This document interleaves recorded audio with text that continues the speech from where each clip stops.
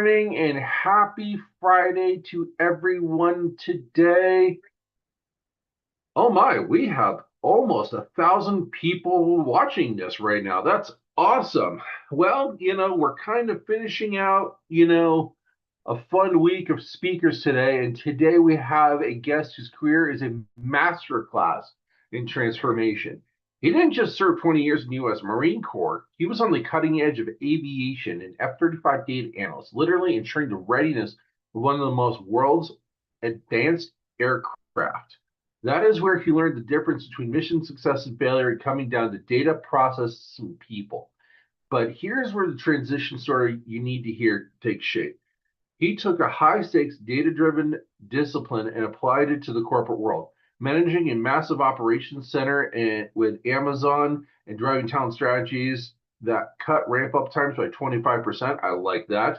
Today, he armed with an MBA in organizational development. He is back supporting the F-35 program as a senior systems engineer with BAE Systems, something near and dear to my heart. I've been an end user of all their stuff. Bridging the gap between mission critical systems and real world results.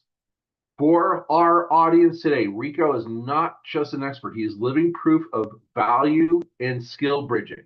He understands the mindset that you have, and he knows how to translate your backgrounds into corporate language that drives productivity, retention, and profit.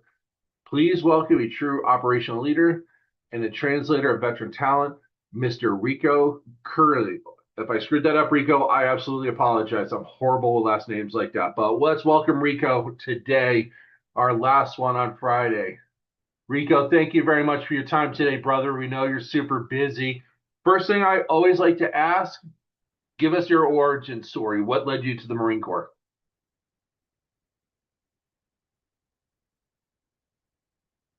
And you are on mute, sir. We cannot hear you. It shows that you are off mute on Zoom. It might be your device.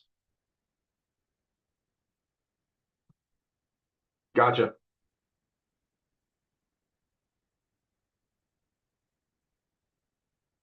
Okay, can you hear me? Yep, now we're perfect. Go ahead, brother. Okay, so I just wanted to say good morning. Good morning. I appreciate that intro. That was an awesome intro. And I just wanted to say I'm excited to be here. I'm ecstatic. I love that almost 1,000 people are watching this right now. And I know that the transition from the military can be very difficult, and hopefully the advice and the recommendations that I can give you today will help you.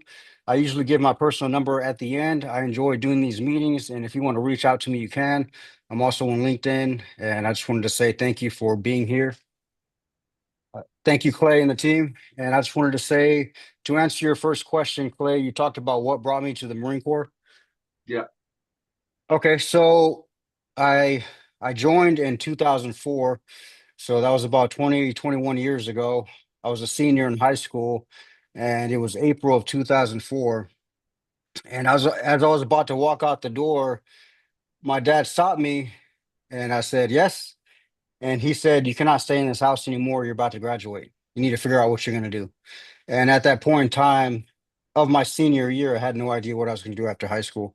So that day, I was in the cafeteria eating lunch when I saw a Marine walk in dress blues, and I thought he looked sharp. I thought he looked impressive. So I told my buddies that I was going to go talk to him and see what he was all about. When I walked up to him, and I was a senior, I was only 110 pounds. So when I was a senior, people thought I was a freshman, and I was extremely skinny. I went up to him and I said, "Hey, sir, are you in the Army?" And he looked at me and said, "Army?" He said, "No, I'm in the Marine Corps." And I said, "Tell me about that." And he started telling me how the Marine Corps is the hardest and longest branch there is, 13 weeks. And I looked at him and I said, "Sir, I'm only 110 pounds. Do you think I could be a Marine?"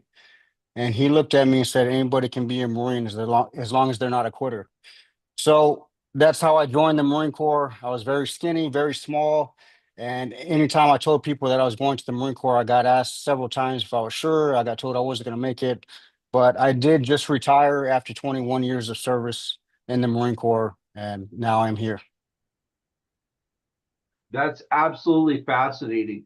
The thing that I have a question for you is that BAE systems covers so many different things across the spectrum for defense and other industries. Have you always been driven to technology, or was that something you just kind of found a niche in? Because, like looking at your background, you were servicing F-35s when you were in the Corps, and now you're back to servicing F-35s. Are you driven to the airframe? Are you driven to the mission? Like, what brings you there? That was really fascinating for me to read. Okay. Yeah, that's a great question. So what brings me back to the F-35 program was I was an aviation data analyst while I was in the Marine Corps for the Harriers and the F-35 aircraft. And while I was doing that, I felt like I had purpose. I felt like there was a mission that we had to attain, and the mission was to keep that warfighter in the sky protected and make sure that he's able to go do bad things to very bad people across the world if we need to. So that was my purpose, and I have passion for it. And when I retired, without even skipping a beat, I went ahead and joined Amazon. So, and let me back up for a second. I retired June 30th.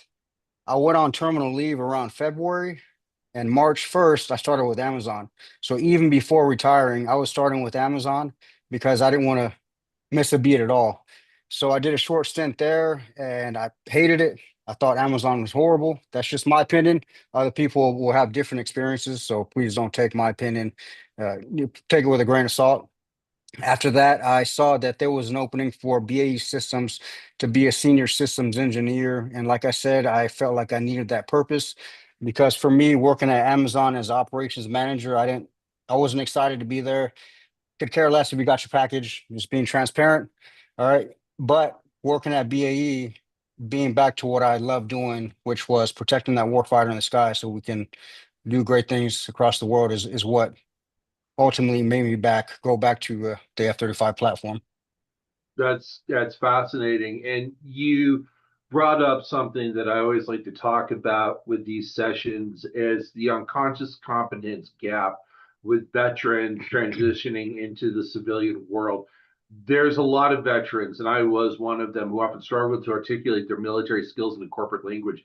You successfully have done that incredibly well. What single most important military term that you have had success relabeling into the civilian market, and it's what is its corporate equivalent? Okay. You say what was that? You said the term that I've used the most? Yeah, what's the military term that you relabel that has gotten it? Like mission commander to program lead, or Mhm. something like that. Like, what's that one term that has gotten people to sit there and say, "Aha"? Yeah, I think the biggest one for me is always saying I needed to make my mission. I needed to attain a mission. The civilian term for that would be key performance indicators. Did you meet your goals? Okay, so because in the Marine Corps or in the military in general, we're there to meet key performance indicators or metrics that we have to adhere to and make sure that we're successful in doing so. So changing short things, short terms like that, like mission or contracts, things like that is really what helped me, I think, and utilizing AI. So AI has been huge for me in my transition and asking ChatGPT for advice and recommendations and then going over it and over again, streamlining my resume and then using those words to translate them into civilian terms has helped me tremendously. I love it. I love it. But I mean, it probably wasn't that hard having to like re-scrub your resume for BAE, being that there's a lot of transferable terminology between the two, per se. Or am I wrong?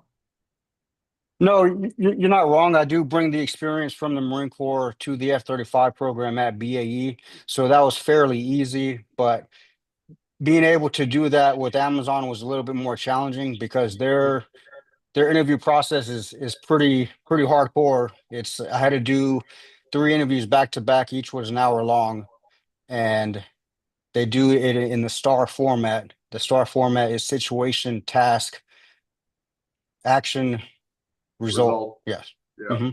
Yeah.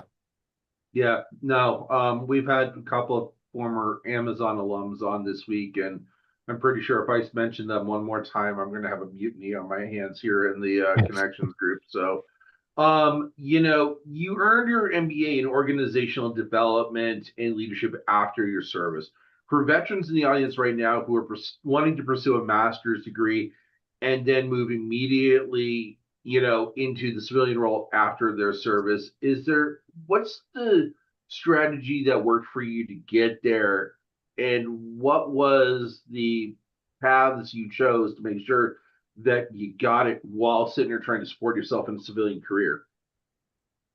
Yeah, so I got my bachelor's in computer information systems technology. And after that, I wanted to pursue the master's. And I couldn't decide whether I wanted to stay with the computer information systems or do something like the MBA. But I figured that if I had the bachelor's in computer information systems and then went for an MBA in organizational development and leadership, it would help me get into operational management roles and leadership roles. So that's why I ultimately pursued that. And I do feel like an MBA can go with a lot of different jobs, especially if you're looking for leadership positions. So that's ultimately what drove me to that and why I went and attained that one. Love it, love it, love it. You know, you moved from being, I don't speak aviation, so bear with me, the day to day operations and logistics and support of F-35 programs in the Corps, going into BAE systems. What was the skills that you needed to develop to pivot your focus to pure operational execution when you went to BAE systems versus the Marine Corps? Because there's definitely a balancing act between the two.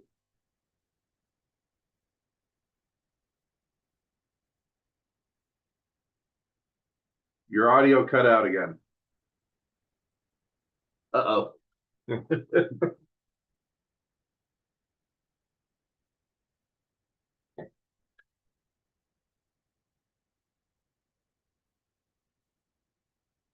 Still,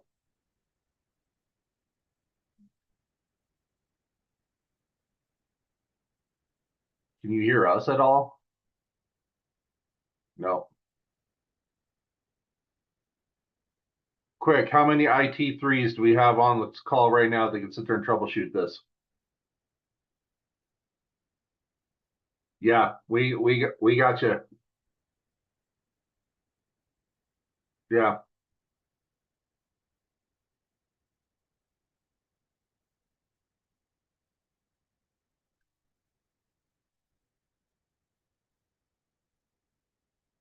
Uh-oh. Nothing.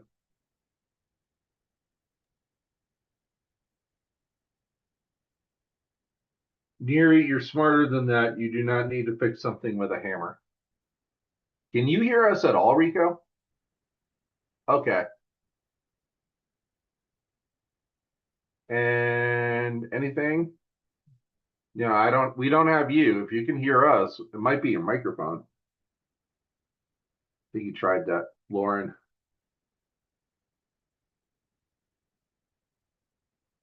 Daisy, message him immediately and how to sit there and fix that. All the IT people are jumping up to help Rico. Now you're on mute on here. Oh, okay. We're gonna let him. Lauren, I love it. Okay, so we're gonna sit here and wait here for a moment. Oh, he's coming back in. All right, can you hear me now? Yep, I got you now. Okay, sorry about that. I don't know what's going on. It's computer, and we have all the logistics people saying hit your computer with a hammer, and all the IT people are sitting there jumping up and sitting. Yep, there we go. Yeah, John, and John. So they're coming to the rescue as usual.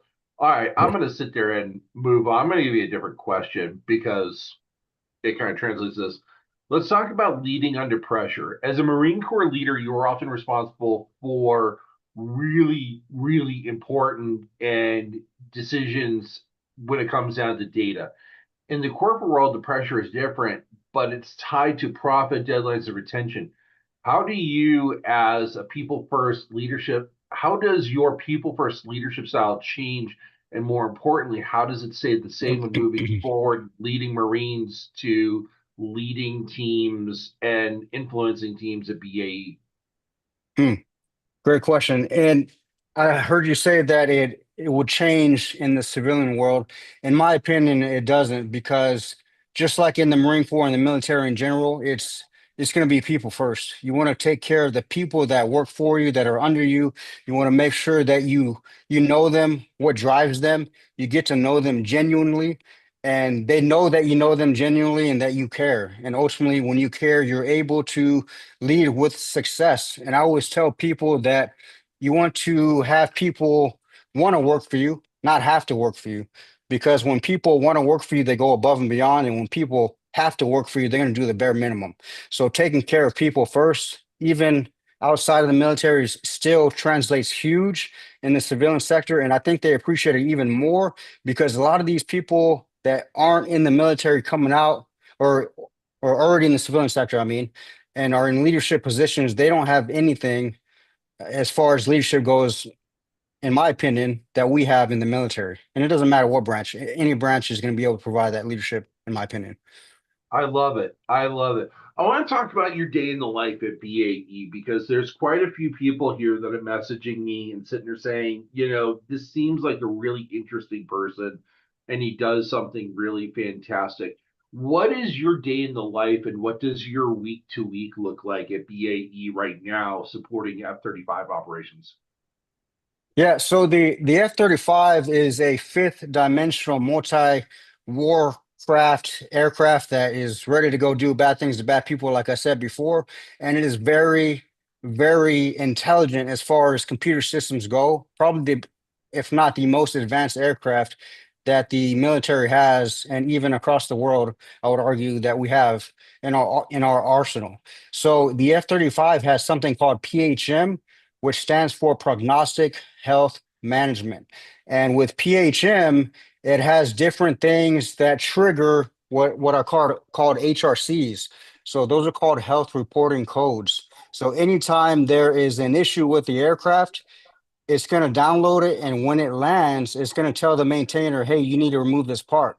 So I think you guys have seen that already on your vehicles. You have diagnostics where it tells you, hey, you need to do an oil change or you need to change the brakes. Well, the F-35 has diagnostics, and we also have prognostic on the F-35 too. So it's going to tell you in advance that you need to remove a part. So maybe it tells you in 3,000 flight hours, you need to change a fuel injector or whatever it may be. So my job is to comb through data, usually going back 2 to 5 years, and look for failure trend analysis. So any parts that are failing currently across the fleet military in the F-35 that PHM is not detecting, I have to find those trends. And then what I do is it starts with 16 phases. So my job as a senior systems engineer is to find that. It's called a candidate. So once I identify a candidate with trends in the F-35, I present it to a data scientist team, and the data scientists look at all the sensor signals, and from there they try to trend those signals to see if we can make a prognostic or diagnostic algorithm for that. And after that, it goes to software engineers, and they use Python coding to go ahead and start making that algorithm. And this takes about a year, 2 years, 3 years, 5 years. Sometimes it takes a while for these algorithms to be built. And once they're built, they're uploaded onto the aircraft. And that's what we keep doing to improve the F-35, is building these algorithms. That way we can That protect the is warfighter in the sky. Mhm. Wow, that is really fascinating. You're not like you're looking at the hard base level data, but you're not like really getting into the nitty gritty of it versus with the Harrier, you probably were ripping things off the airframe in order to try to figure out like what was going on. So that's really cool. I love that. Jeez, it's you Yeah. got a really sweet job. I Yeah, love the it. key for this, and with every aircraft, but what's better about the F-35 is we're trying to do preventative maintenance instead of unscheduled maintenance. Because when you do that, you're able to save money and you're able to keep flying like the mission dictates. Yeah, that's really awesome. We actually have a question in the chat. Mr. Ty Daniels, if you're available, could you come off mute and ask your question, sir?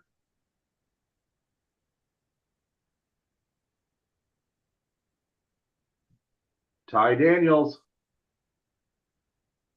Mr. Daniels going once.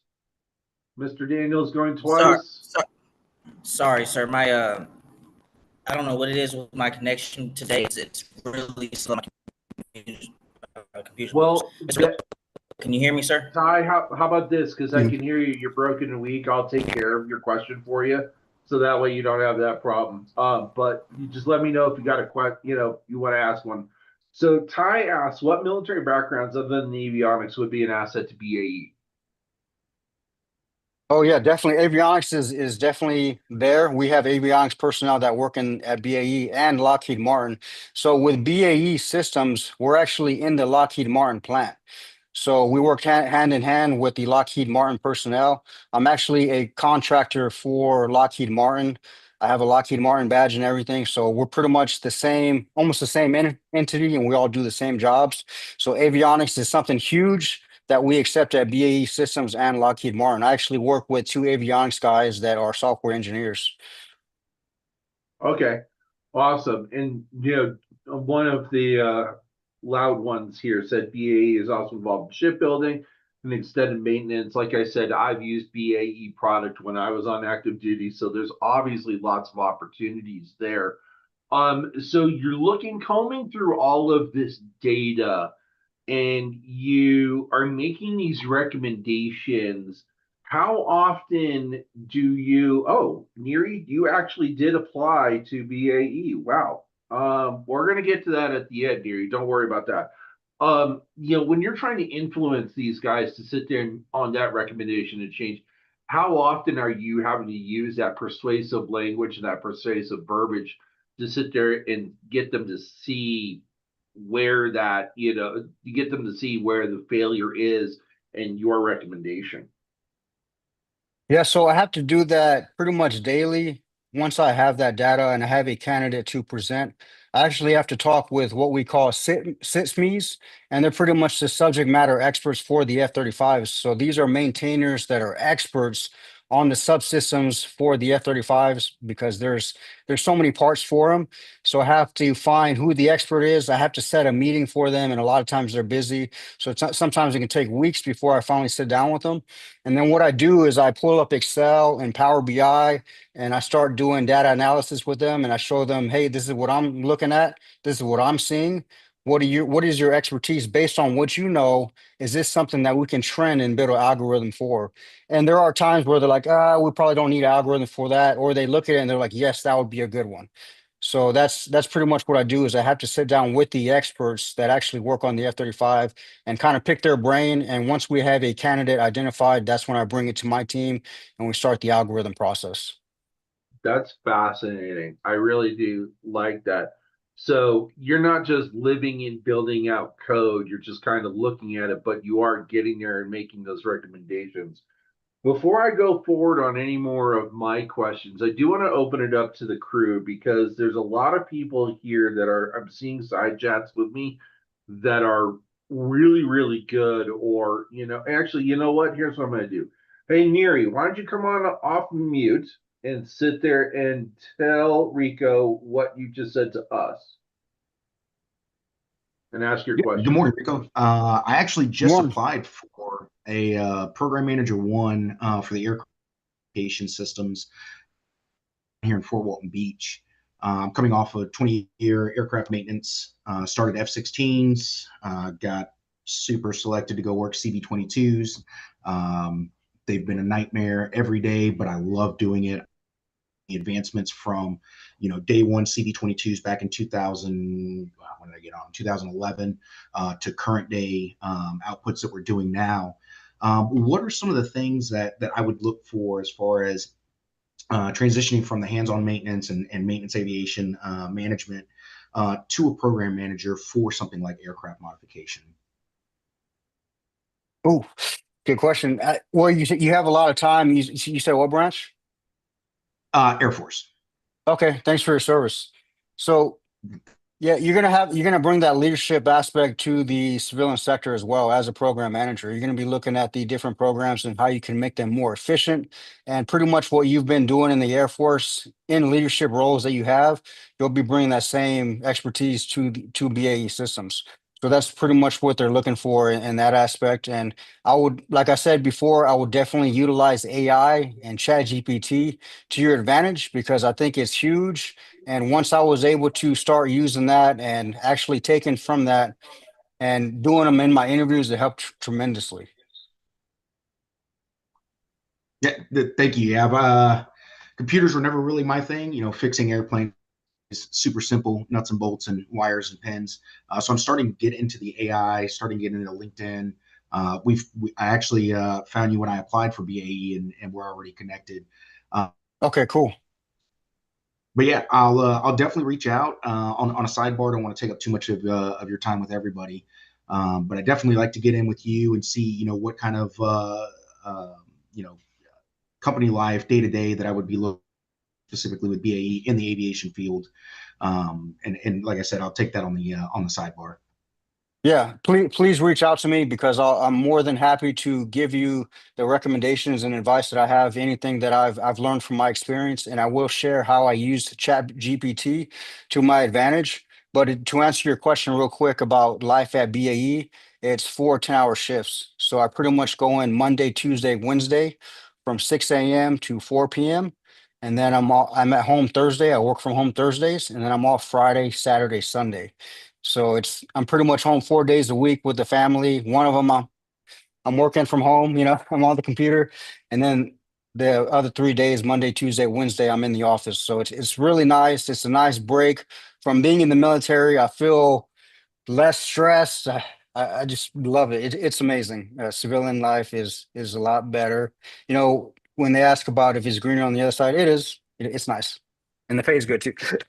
Yeah, Yeah, no, and definitely something that I'm looking at is gaining a little more time with the family. I was with AFSOC the last, I don't know, 15 years of my career. So getting some of that time back home is definitely a big one for me. So definitely sounds like something that I definitely want to sidebar and communicate a little more with to try to strengthen the resume and put it towards what something that BA would be looking at. And I appreciate your time. Thank you. All right, Daisy, what do you got for Rico? Go ahead. Hi, so I just had the question of so you did 20 years as a data analyst.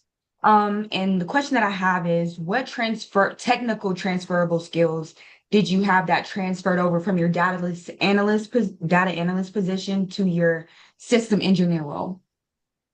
I would say being able to do failure trend analysis because in the Marine Corps, I had to do that for the Harriers and F-35s. So just going back through historical data to see if what issues are trending for failed parts, and then being able to present that to higher headquarters by putting it into Excel and showing them what I've found and where their issue is and how can we fix it. So that's pretty much what I brought to the table, and I was able to explain to BAE. And I did get asked, "Hey, do you know SQL? Do you have Python training?" And I was like, "I don't, but I'm a fast learner. I'm willing to learn." And I think they like that a lot. And I think that's why I got hired. But yeah, that's pretty much what I told them. And that's the experience I was able to bring is that data analysis, and that's what they were really looking for. Okay, thank you. Thank you. That actually brings up a really good question for me, and I ran into this in the past, and I've had to overcome the objection. A lot of civilian companies out there sit there and look at people from the military, very structured, very rigid, very can't, their thought process is that we can't think out of the box. Now, obviously, my background's a little bit different than a lot of others, but when go to, I don't want to mention your past employer because I was warned not to. But do you see a trend of veterans trying to have to overcome that hurdle, or do you see that that's actually something that it helps veterans get into the civilian workforce? I'm not sure I understand your question. What do you mean? So we're used to having a lot of structure, right? The Mhm. civilian workforce looks for people that can be somewhat unstructured. With that being said, what's been your experience, what you've heard, what you've seen, what you've experienced on taking those military structured skills and becoming unstructured with them to kind of think almost outside the box to solve problems? Yeah, I think you're still going to be structured in some aspect, but there needs to be a balance. You don't want to be like a robot essentially, and everybody's like, "Whoa, what's up with this guy? He just came out of the military." So I think being personable, being friendly is definitely what helped me. I remember during my interview with BAE, I was super excited. I was like, "I'm so happy to be here. Thank you." And I kept thanking them, and I was just very excited. I tried to be personable, and anytime they asked me questions, whether it be personal, professional, I answered it with enthusiasm. So I think just showing them that you're still a human even after coming out of the military, because there is that misconception that we don't go off base, and I get asked questions like that all the time at BAE. Did you ever go off base, or did you deploy to Iraq and things like that? So they don't know what they don't know. So just being a people person, I think, is huge and helps tremendously, but the structure will still remain, and people are going to know that you were in the military based on how you act and move and stuff. But it's okay to be a little bit more loose because you're not in the military. There's no more rank. So and it's nice to be able to do that actually. Yeah, and that actually leads me to my follow-up question on that, which is super important to kind of understand. Beyond SOPs with process improvement, obviously we run on SOPs, being military and veterans. In the corporate world, processes are often fluid, like what we were just talking about. Could you describe a time to where you had to deliberately dismantle a long-standing but inefficient process, with either the airframe or what you do, and what specific data points did you use to convince that the process was broken to the people? I think one thing I noticed with when I went to BAE is there wasn't really an SOP like we're used to. We're used to having a binder. We call it a turnover binder in the Marine Corps, and I'm sure there's the same acronyms or something similar that you guys are used to in the military. But they didn't have one. And the person that was there before me didn't leave anything for me. So I was kind of getting in there and I wasn't sure what I needed to do day to day. So I developed a battle rhythm for my job specifically. And I said, this is what I'm going to do daily, weekly, monthly, and annually. And I started building it as more time came on with the experience at BAE. So I think developing the battle rhythm was the biggest thing for me because it keeps me honest, keeps me in line, and gives me that structure that I need still for me to perform the best to my ability. So I think that was very helpful, and that's what I noticed when I got there. I love that. I love that. And this actually leads me to a second follow-up question about that. You mentioned in your LinkedIn background that you reduced ramp up times by 25% with new employees. That is something that really speaks to me with my background in the civilian world. Corporate America constantly fails to provide training services to members during onboarding. Where did you see that? How did you attack that? And did you get any pushback when you were trying to do that? So that 25% ramp up time was with my time with Amazon, but Yeah, that was I just was trying me to be vague. noticing. No, Okay. it's fine. I just wanted to make it clear that I didn't do that at BAE, and people didn't Yeah, think that's what I was doing. But the 25% ramp up time, that was just me looking at how things were ran, and it was from the outside looking in how they could use a little bit more structure there, and that's why I noticed that they needed improvement. And what I did was I talked to employees and I discussed it with the other leadership there to get their buy-in. And once I created that buy-in, I was able to reduce that ramp up time. I love it. I love it. Was there something specific to that ramp up that you were trying to do? And are you keeping your mind open when you're at BAE to try to do the same thing as well? Yeah, there was just no set in stone processes implemented. It was kind of like, hey, we're going to do this, and it didn't seem like there was any structure at all. So I think being able to outline everything is what helped for sure. Yeah, absolutely. I love that. I love that. Um, I do want to talk about accountability without rank. Obviously, in the military, there's a lot of accountability based on things that can be wild sometimes. In the corporate world, it's driven by performance reviews and culture. What is the most effective method of establishing a true culture of accountability and a diverse civilian team like where you're at right now? where you can't really rely on rank or mandatory or mandated authority. Yeah, so I'm always going to say that it's always going to go back to what you've learned in the military with accountability, and that's starting with you setting the example. If you set the example for others to emulate, it's going to be a lot easier to hold them accountable because they can't try to say you're not doing it either, right? So if you're setting the example, you're coming in on time, you're performing the best to your ability, and everybody can see it, then you're able to hold people accountable. And I think the best way to do that is to hold them accountable with love, right? It's not yelling, right? It's not, saying do this because I fucking said so, right? It's this is how we're gonna do it. Finding out what their goals are, being a people person, and doing it by showing them that you care. And like I said before, having them want to work for you because they want to, not because they have to. So I think setting the example is huge, and that's the best way to hold people accountable because you're able to do that if you set the example. Yeah, and this kind of pivots onto another question of mine, talking about the ramp up speeds and holding people accountable. Talking about avoiding career plateaus. You moved from your position at your old company into the senior systems engineer at BAE, showing a clear and deliberate shift.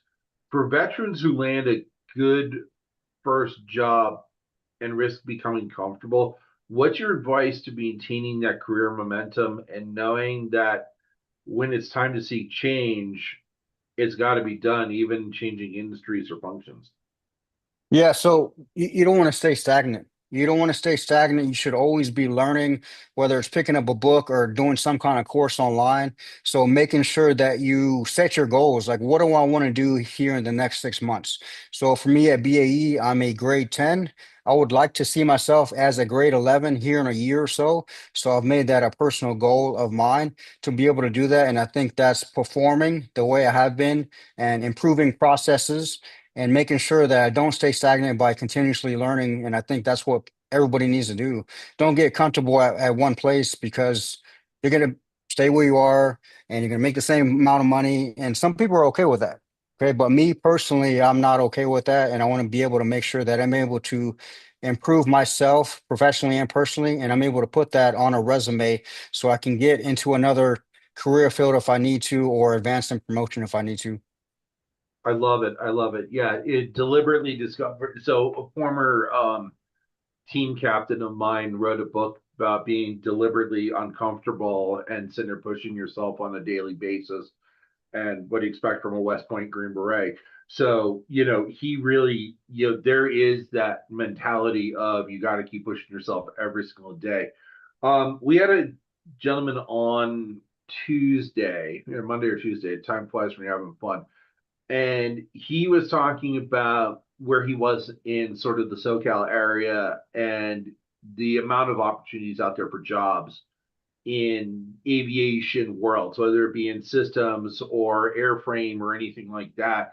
Where are the really good hubs for these aviation jobs like you with BAE? Like, point them out geographically for those who are not as comfortable pointing it out in the chat.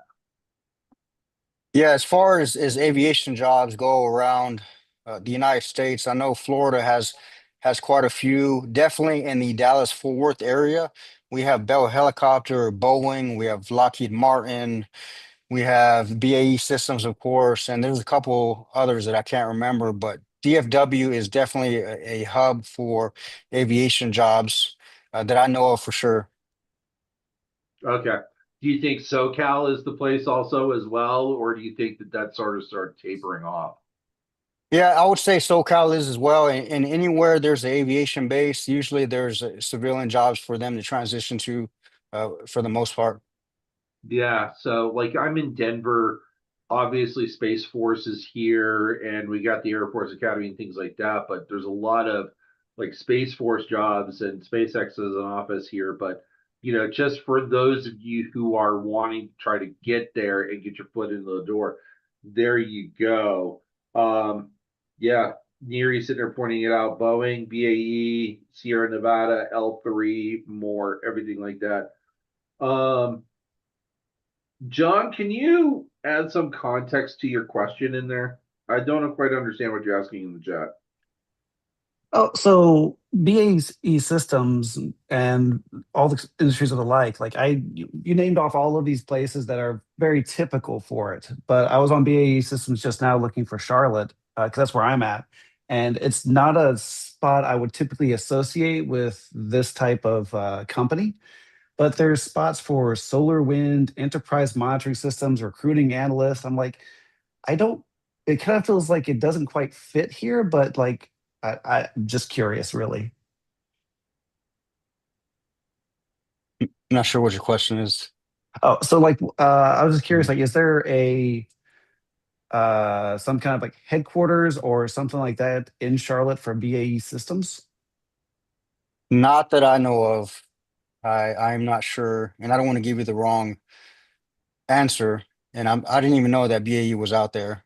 So Neither did sorry if that I. doesn't I help. mean, Yeah. Well, yeah, it was just like kind of a here, spur of the moment type thing. I was like, oh, what the hell? I was just looking at BAE Systems in Charlotte, North Carolina, and there's like four jobs, and none of them seem to really coalesce together.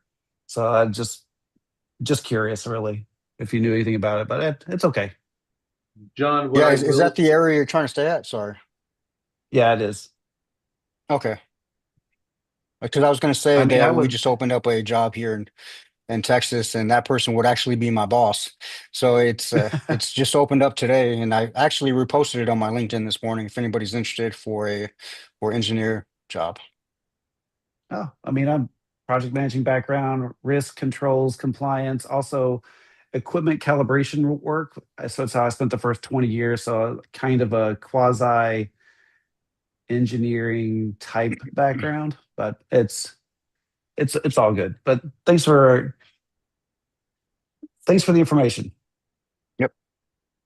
John, what I will say is that the Charlotte area is starting to explode for tech jobs, enough to where two of my former employers are starting to put up offices in that area. So generally, where you start seeing a tech boom is when you start seeing things like that all of a sudden pop up. So that's probably the reason why BAE is putting their foot in the door in that market, strictly because you're going to have a lot of IT engineers and a lot of other systems functionality people being in that area very quickly.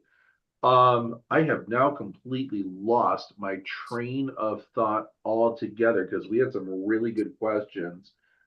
Does anybody Mm. else have any other questions for Rico here? You got a very interesting individual here in front of you right now. So, anybody has a question? The man, the myth, the legend himself, Mr. Jordy Kern. What is your question, sir? I want to just say hi to Rico, man. I am so happy that we crossed paths with Rico. I don't know when we met back in the spring or something, but Yeah, I respect you so much, man, for coming on and I for appreciate helping that. your brothers and sisters, man. Anytime I reach Hmm. out to him, he always is happy to do whatever we ask of him, and he just Yes. cares deeply for you guys, and I Hmm. appreciate you so much, buddy. So thank you again for mentoring everyone. Yeah. Thank you, Jordy. Appreciate that. You got it, You boy. know, all right. So that leads me to another question for you, Rico. Mentorship is a mission, and obviously we are all connected as one. We know that BAE is a military friendly employer, but beyond the skill bridge and the warrior integration program, what are the most active hands on veteran ERG or employee resource groups or internal mentorship networks at BAE Systems for veterans? Like, what could you talk about that culture once they get into the door? Like, what sort of resources are there and what sort of community is in there from an ERG perspective or just an internal mentorship program? Yeah, so BAE does have internal mentorship programs where they link you with somebody who can be your mentor and outline goals for you and help you attain those goals. So that's nice. There is a lot of military there from every single branch of the military, so that's also nice. And they do form these groups that they where they get together and they might go out and have lunch or whatever it may be. But everybody is extremely nice, and it is military friendly, but there's also a lot of civilians, and being able to be around like-minded individuals is amazing. So there's definitely support for transitioning veterans. Do you like stay connected with fellow Marine Corps veterans inside BAE, or are you just sort of like, I'm a veteran, I'm going to hang out with the Air Force, the Navy people, and occasionally sit there and cross the line and talk to dirty Army people like me? I'm just kidding. But do you see sort of like that siloing, or is it just sort of like spread all over the place? No, I mean everybody talks with everybody. There's no like I was in the Marine Corps. I'm only going to talk to Marines. I work with former Navy, former Air Force, former Coast Guard. So I work with all the different branches, and you can always tell because they'll have their backpack on, or they'll have a sticker or a lanyard or something. But everybody's super friendly, and we all served in the military, and that's all. That's all that really matters to us. So it's everybody trying to be friends with everybody. It's really nice. I love it. I love it. I love it.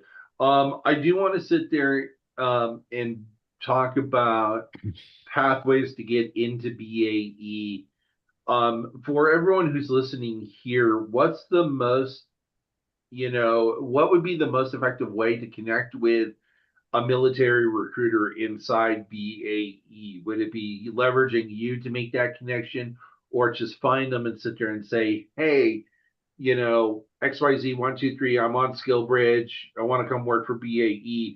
What's your recommendation, your advice to sit there and bring this absolutely world-class talent and everyone here would really succeed well at BAE?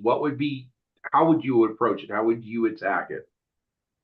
Yeah, so what I would do is I would continue to network with people that you know, and not only people you know, but go onto LinkedIn and start posting and look for people that work for that job that you want to work for and start adding them as friends on your LinkedIn. That way you can start discussing with them what your goals are and if they can connect you to a recruiter. So I can tell you that the recruiter right now for BAE Systems, his name is Dominic Childs. He is on LinkedIn. So he is the one that posts jobs for us. So if you wanted to check out his profile and maybe swing in and send him a message, you could definitely do that. And that's what I've done before in the past. I've reached out to recruiters and let them know that I've submitted my resume, for consideration, and please, if they have time to please look at it. And I think if you're able to reach out to them and they know that you want to do it, they're more than willing to most likely look at yours because you made the effort to reach out to them. So I think consistency, networking, and being aggressive with your approach, but not aggressive to them, but with your approach and showing that you want that job really bad is very helpful. Do you recommend LinkedIn messages, or if you can find the email address, hitting them up via email? Because I personally think, in my perspective, hitting them via email shows a massive amount of initiative versus click on LinkedIn. Well, what's your thoughts on that? Yeah, no, I definitely agree. Send the email if you can find the email. If not, uh, get them on LinkedIn and message them. They might respond, they might not respond. They might look at it and say, "I'm not responding to you," or they might look at it and respond to you. You never know. And I think it's worth a shot. And it's how bad do you want it? How bad do you want this next job? Because for me personally, I wanted to hit the ground running when I retired, and I wanted to make sure that I had peace of mind knowing that I had a career lined up as I transitioned out of the military. Love it, love it, love it. You might want to shoot Dominic a message because Phelan just dropped Dominic's LinkedIn profile in the chat. So there's probably going to Okay. be 80 requests sitting there dropping in. At least 78 is going to be my thing there. So you do recommend email. I like that a lot. Any other things, like, do you engage with employee veterans groups outside of BAE? And if so, who are they and what do you do? No, I haven't. Ever since I started with BAE, I've kind of just kept it low key and doing the best I can Okay. to perform there. But I haven't reached out to any groups outside of BAE. I love it. I love it. Oh boy. There's already people messaging Dominic. I love it. I've created a monster. I really, kind of running out of things to sit there and ask you about. We've already kind of covered a lot of different things. You know, you're very fascinating. It's been a pleasure absolutely chatting with you. What does the next 5 to 10 years look like for you? Where do you see yourself in, that sort of time frame, 5, 10, even 15 years from now? Yeah, so for me personally, 5, 10 years, I just want to continue to progressively get better personally, professionally, and it's to move up the ranks of BAE. And like I said, right now I'm a grade 10. My goal is to be a grade 11 here in a year or two, hopefully. And then from there, the sky's the limit. So I just want to keep improving. For me personally, make more money, right? And I know more money and promotion comes with more responsibility, but I'm perfectly okay with that. And I just want to be more in a leadership position than I am now and be able to lead more people under my charge. I love it. I love it 100%. Roy, I'm actually surprised you didn't have a question for Rico, because you guys definitely have a lot of interesting background as well. We got 10 minutes left, and then, we got another speaker. So I'm going to give the floor to you, Rico. Any closing advice, any recommendations, any last words that we should all hang on to, and just, take it away, brother. Go ahead and take it home for us. Yeah, if I could give you guys any lasting advice, I think the biggest thing for me that worked was being consistent, continuously posting on LinkedIn and trying to network. I've had people tell me I can't get an interview, I can't get this job, and I'm like, well, how many jobs did you apply for? They're like, oh, I just did 5 last week, and I'm like, only 5? You should be doing like 5 a day. So, in my opinion, you should be mass hitting apply and slinging resumes, ready to hit the ground running and show that you want to work. And if you get no or you don't get the interview, don't get discouraged. Keep going. If you get an interview with your resume, then you have a resume that's working. So continue using that one and modifying it if you need to, but don't give up. And I think consistency is definitely key. When I went ahead and ended my short stint at Amazon, I made it my personal goal to have a job lined up in the next 30 days. And within that 30 days, I was able to knock out about 10 interviews with 4 offers. And I think it's because of how aggressive I was and how bad I wanted it. I would be staying up till 2 or 3 in the morning, typing a resume up, looking for jobs. And I think that's the best thing that you need to do if you really want to hit the ground running and have a career lined up for after the military, is make sure that you're consistent and you're aggressive in your approach. I love it. I love it 1000%. Alrighty, it's Friday, and I know that you want to spend time with the wife and kids and everything like that. So, Rico, from the bottom of my heart, I was actually really looking forward to speaking with you and getting to know you, because Jordy says a lot about you, and you said that you were a Appreciate great that. guy. And so that's why I immediately jumped up and said, yeah, I'm going to host him today. So let's give Rico a round of applause. Thank you very much for your time today. Don't be surprised if your LinkedIn profile all of a sudden starts blowing up with connections here. And yeah, poor Dominic is going to get flooded with messages from everyone I'm gonna have to here. talk.